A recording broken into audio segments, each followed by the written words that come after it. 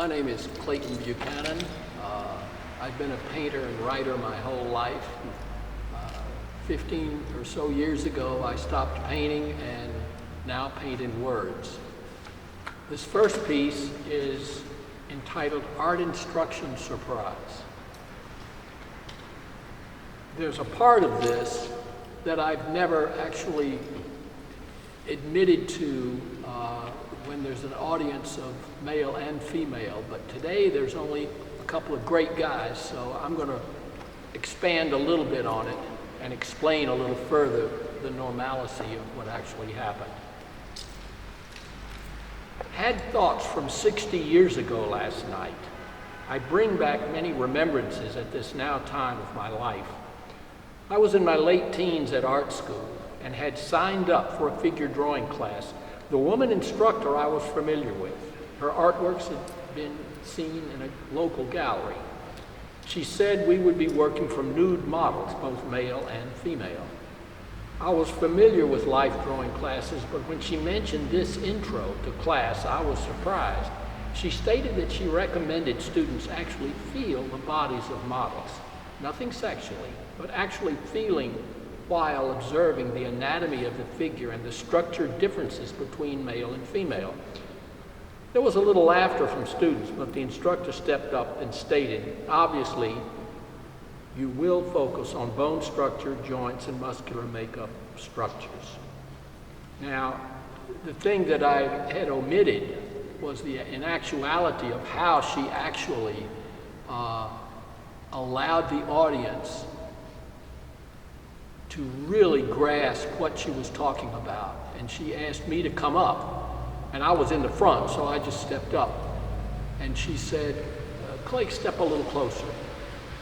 And she grabbed my hand, and she said, the one thing you do not do, and she put my hand on her breasts and said, you do not feel the familiarity of the female structure that's there and recognized as the sexual aspects.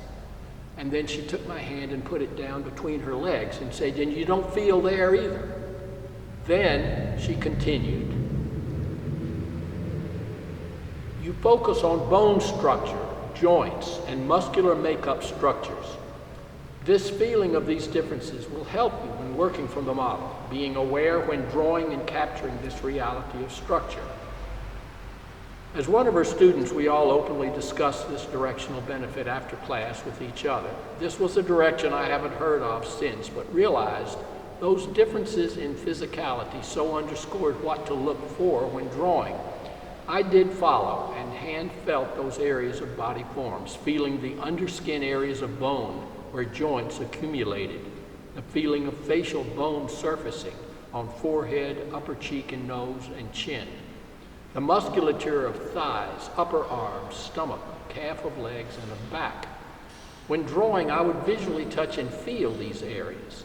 It so made me zero in on the essence of this observation for final accuracy of body and motion of life. I haven't thought of these past days in 60 years and have no idea why they popped up last night. This instructor was a great devoted teacher, and we all loved her, but I don't remember her name these years long ago.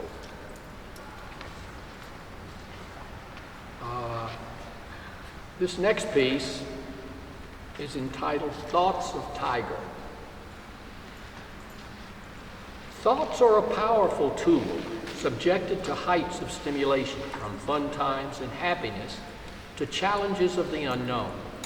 These stimuli are ongoing throughout my time of living. Thoughts and reactions, too, mold my life direction. Sometimes I am in control, other times far from it. A mysterious road opened before me those years ago, not knowing direction. I ran down this path anyway, spurred by the desired mystery of creating a stimulating composition. Headed where going, I did not know, but the exploration toward arrival had been the motivation times before and continued now. I love swimming against currents, climbing cliffs, and diving into ocean's depths to play with fishes. Thinking of living differences isn't easy for me, but striving to accomplish feats is so invigorating to my soul. I had no idea on this next task experience, but living it was worth living this life. Writing words of heightened mind is my true journey into self-expanded exploration. A gift of love and marriage to my nephew and his adoring wife from India was my pursuit here. Those decades back, I talked with her and an idea was born. Expanding mindful thoughts to walking with a tiger in the jungles of India came to be. I envisioned he would pose for me, a painting for newly married family members.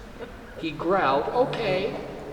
We picked a jungled background location that he relaxed into, and with his focus looking ahead, the painting came to a researched life.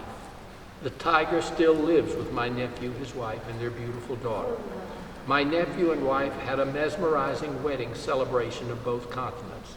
The tiger gift of love lives on in its homeful surroundings, an accepted family member forever. Is that true?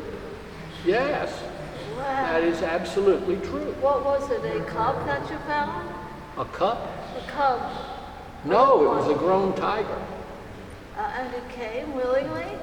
Well, I found it online when I was researching, and I cut it and found a background that I thought was, so it and then wasn't real. I downloaded the image and the lasso that I had taken. I pasted into that, and then I had from my reference photos, I had the actual image. And the painting itself is probably 48 by 48, so it's life size. Yeah. That Can is you do me a life. favor? Can you just look at the camera? I can look right here.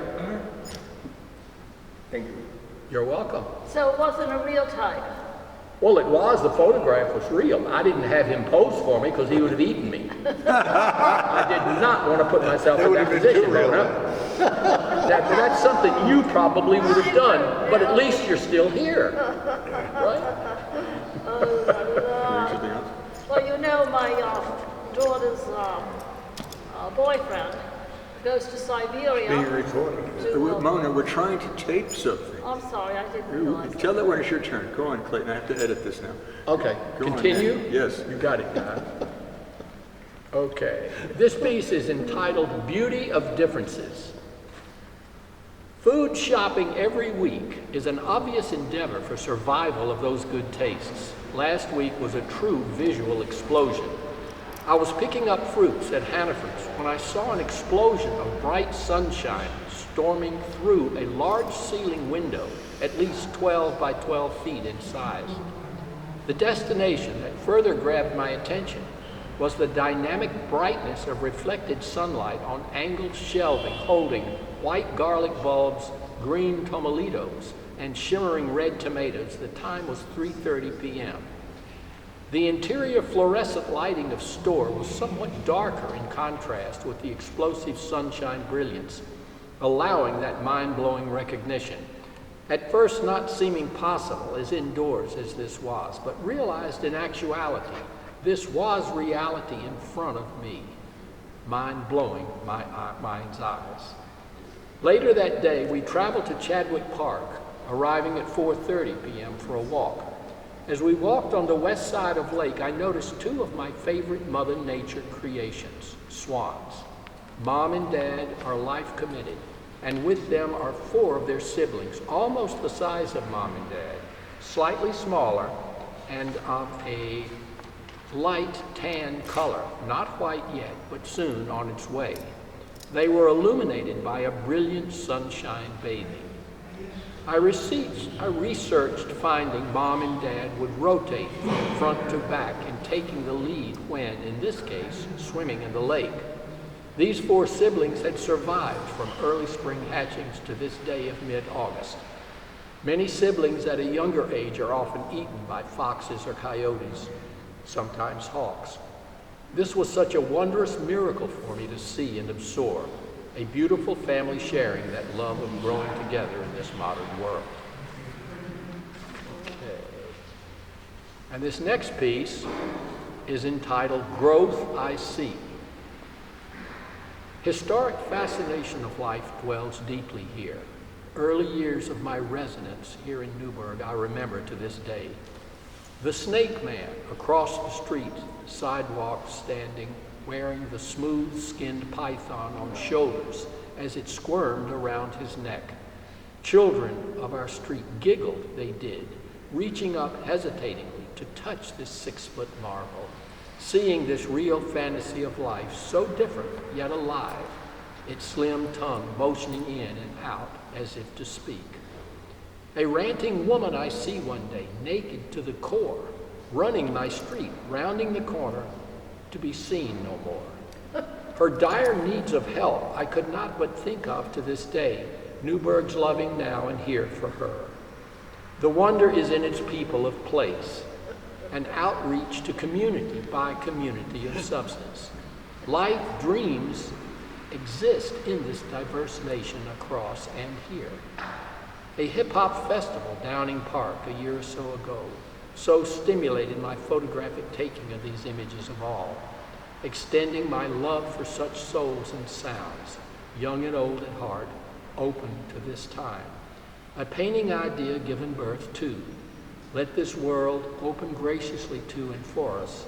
We can all learn and gain from each other. I'm going to take a quick break and just add something that had very strong meaning to me. I was participating in the open studio tours in Newburgh last Saturday and Sunday. And when it opened Saturday around 12:20, a woman comes in, and one of the paintings I had there was of a young man that I had actually photographed at Downing Park at the festival there. And she said, I just wanted to remind you, you probably don't know this, but Joe Humphreys, that was the boy's name, he just passed away 5 months ago. And this would have been in June, because this was in October. And he would have been late 30s, maybe early 40s. It was some 20 years ago when I was there. I wanted to ask her, what happened, but I didn't want to because I didn't want to bring it up to her because I figured it would be such a horrific thing. She actually said she had gone to elementary and high school with Joe Humphreys. And the thing that brought back the memory was I had shown this painting at the Newburgh Library some 15 or so years ago. And his mother had come in and asked the director of the library, who did that painting?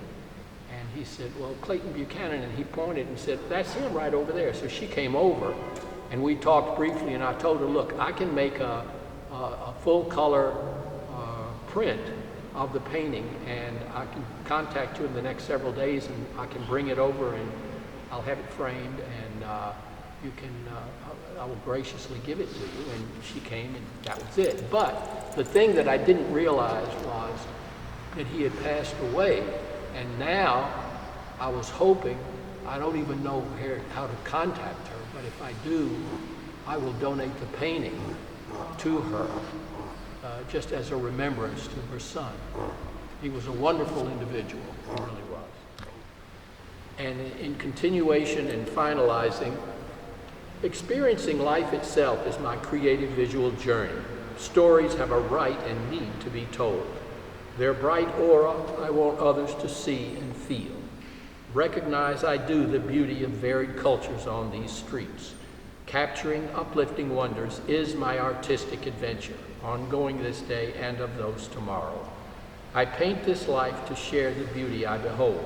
Newburgh is and will continue to be a monumental driving force. That impetus that leads me upward, soaring to new heights, as it reaches the pinnacle of admiration so greatly deserved.